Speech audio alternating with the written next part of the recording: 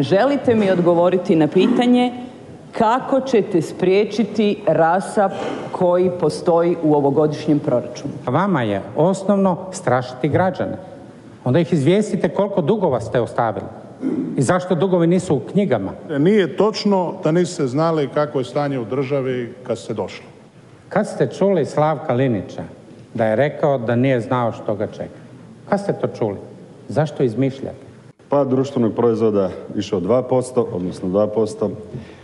Pad industrijske proizvodnje 5%. To je zapravo istinita i potpuno realna slika onoga što ste vi radili. Vidim da je vam stalo do svađa. Volim se svađati, prema tome neće biti lako. Najlakše je ovako iz klupa lamentirati. Nećete od mene čuti svađu. Oni koji su vam dragi, tima dijelite šakom i kapom, a one koje ne volite, za njih nema ništa. Nemojte mi dijeliti lekciju o branitelju. Nemojte mi dijeliti lekciju. Cirkuse vašeg tipa nećemo provoditi. Prema tome, samo vi prodajte dionice kad budete na vlasti. Ponosite se kako ste INA-ine dionice kao branitelji prodali. Samo se ponosite. Utvrđujem stanku.